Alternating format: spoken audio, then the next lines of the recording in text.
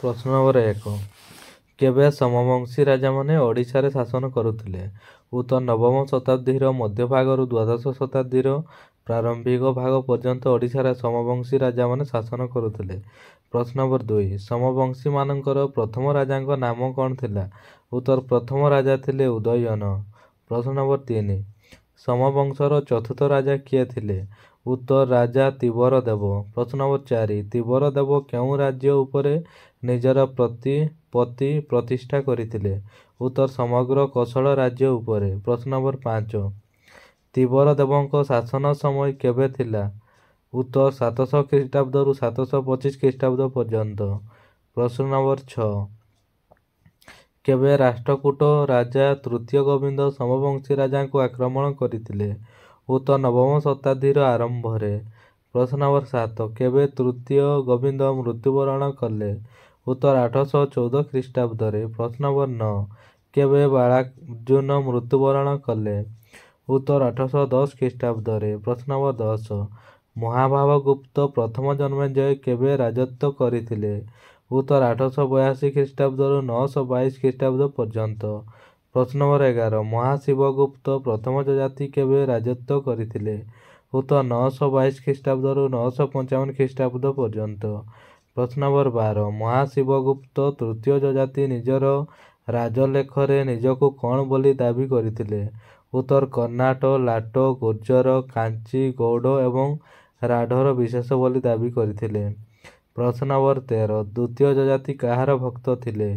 ଉତ୍ତର ଶିବଙ୍କର ଭକ୍ତ ଥିଲେ। ପ୍ରଶ୍ନ ନମ୍ବର 14 ଯେତେବେଳେ ସମବଂଶୀ ରାଜାମାନେ କୋଶଳ ଉପରେ ରାଜତ୍ୱ କରୁଥିଲେ ସେତେବେଳେ ଭୌମଙ୍କର ରାଜାମାନେ କେଉଁଠି ଶାସନ କରୁଥିଲେ? ଉତ୍ତର ତୋଷାଳୀ ଉପରେ। ପ୍ରଶ୍ନ ନମ୍ବର 15 ଶାସନଗତ ସୁବିଧା ପାଇଁ ସମବଂଶୀ ରାଜାମାନେ ରାଜ୍ୟକୁ କେଉଁ କେଉଁ ଭାଗରେ ବିଭକ୍ତ କରିଥିଲେ? ଉତ୍ତର ରାଜ୍ୟକୁ କେତେଗୁଡ଼ିଏ ମଣ୍ଡଳ, ମଣ୍ଡଳକୁ କେତେଗୁଡ଼ିଏ ବିଷୟ ଏବଂ ବିଷୟକୁ କେତେଗୁଡ଼ିଏ ଭୁକ୍ତି ଏବଂ ଗଣ୍ଡରେ ବିଭକ୍ତ କରିଥିଲେ। ପ୍ରଶ୍ନ ନମ୍ବର 16 ସମବଂଶୀ ରାଜାମାନେ କେଉଁ ଧର୍ମ ବ୍ୟବସ୍ଥାକୁ ଗ୍ରହଣ କରିଥିଲେ? ଉତ୍ତର ବୈଦିକ ବର୍ଣ୍ଣାଶ୍ରମ ଧର୍ମ ବ୍ୟବସ୍ଥାକୁ ଗ୍ରହଣ କରିଥିଲେ। ପ୍ରଶ୍ନ ନମ୍ବର 17 କିଏ ଭୁବନେଶ୍ୱରରେ ବ୍ରହ୍ମେଶ୍ୱର ମନ୍ଦିର ନିର୍ମାଣ କରାଇଥିଲେ? ଉତ୍ତର ଉଦ୍ୟୋତ କେଶରୀଙ୍କ ମାତା କଳାବତୀ ଦେବୀ। ପ୍ରଶ୍ନ ନମ୍ବର 18 ସେତେବେଳେ ମନ୍ଦିରମାନଙ୍କରେ କେଉଁ ପ୍ରଥା ପ୍ରଚଳିତ ଥିଲା? ଉତ୍ତର ଦେବଦାସୀ ପ୍ରଥା। ପ୍ରଶ୍ନ ନମ୍ବର 19 ସମବଂଶୀ ରାଜା କର୍ଣ୍ଣଦେବ କେଉଁ ନାମଧେୟା ନର୍ତ୍ତକୀଙ୍କୁ ବିବାହ କରିଥିଲେ? ଉତ୍ତର କର୍ପୂରଶ୍ରୀ ନାମଧେୟା ନର୍ତ୍ତକୀଙ୍କୁ ବିବାହ କରିଥିଲେ। ପ୍ରଶ୍ନ ନମ୍ବର 20 କର୍ପୂରଶ୍ରୀ କିଏ ଥିଲେ? ଉତ୍ତର ଜନୈକା ଦେବଦାସୀଙ୍କ କନ୍ୟା ଥିଲେ। ପ୍ରଶ୍ନ ନମ୍ବର 21 ସମବଂଶୀ ରାଜାମାନେ କେଉଁ ଧର୍ମର ଉପାସକ ଥିଲେ? ଉତ୍ତର ଶୈବ ଧର୍ମର। ପ୍ରଶ୍ନ ନମ୍ବର 22 ମୁକ୍ତେଶ୍ୱର ଶିବ ମନ୍ଦିର କିଏ ନିର୍ମାଣ କରିଥିଲେ? ଉତ୍ତର ପ୍ରଥମ ଯଯାତି। ପ୍ରଶ୍ନ ନମ୍ବର 23 କିଏ ଭୁବନେଶ୍ୱରର ବିଶାଳତମ ଶୈବ ମନ୍ଦିର ଲିଙ୍ଗରାଜର ନିର୍ମାଣ କାର୍ଯ୍ୟ ଆରମ୍ଭ କରିଥିଲେ? ଉତ୍ତର ଦ୍ୱିତୀୟ ଯଯାତି। ପ୍ରଶ୍ନ ନମ୍ବର 24 କିଏ ଲିଙ୍ଗରାଜ ମନ୍ଦିର ନିର୍ମାଣ କାର୍ଯ୍ୟ ସମାପ୍ତ କରିଥିଲେ? ଉତ୍ତର ଉଦ୍ୟୋତ କେଶରୀ। ପ୍ରଶ୍ନ ନମ୍ବର 25 ସମବଂଶୀ ରାଜାମାନେ ଅନ୍ୟ କେଉଁ ଧର୍ମ ପ୍ରତି ସହନଶୀଳ ଥିଲେ? ଉତ୍ତର ଜୈନ ଧର୍ମ, ବୈଷ୍ଣବ ଧର୍ମ ଓ ଶାକ୍ତ ଧର୍ମ ପ୍ରତି ସହନଶୀଳ ଥିଲେ। ପ୍ରଶ୍ନ ନମ୍ବର 26 ମୁକ୍ତେଶ୍ୱର ମନ୍ଦିରର ଉଚ୍ଚତା କେତେ? ଉତ୍ତର 34 ଫୁଟ 6 ଇଞ୍ଚ। ପ୍ରଶ୍ନ ନମ୍ବର 27 କେଉଁ ମନ୍ଦିରକୁ ବାଲୁକା ପ୍ରସ୍ତରର ସ୍ୱପ୍ନ ବା ଉତ୍କଳୀୟ ସ୍ଥାପତ୍ୟର ମୁକ୍ତା ବୋଲି କୁହାଯାଇଥାଏ? ଉତ୍ତର ମୁକ୍ତେଶ୍ୱର ମନ୍ଦିରକୁ। ପ୍ରଶ୍ନ ନମ୍ବର 28 ରାଜାରାଣୀ ମନ୍ଦିରର ଉଚ୍ଚତା କେତେ? ଉତ୍ତର 59 ଫୁଟ। ପ୍ରଶ୍ନ ନମ୍ବର 29 ସମବଂଶୀ ରାଜତ୍ୱର ସର୍ବବୃହତ କଳାକୃତି କ'ଣ?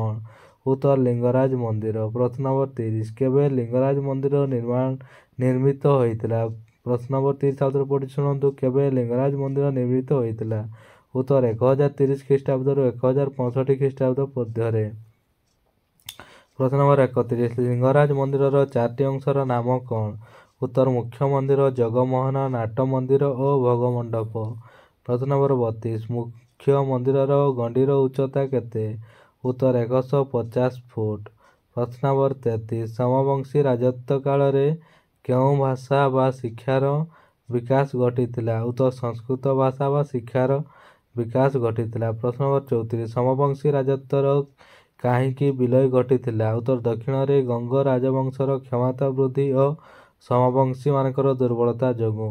ଏଲିସା ରେଜଗସନ୍। ଦେଖନ୍ତୁ ଆପଣମାନେ ଯଦି ଏହି ଭିଡ଼ିଓଟି ଭଲ ଲାଗିଥିବ ତାହେଲେ ବହୁ ମାତ୍ରାରେ ଲାଇକ୍ ସେୟାର ଏବଂ ସବସ୍କ୍ରାଇବ୍ କରିଦେବେ। ଧନ୍ୟବାଦ।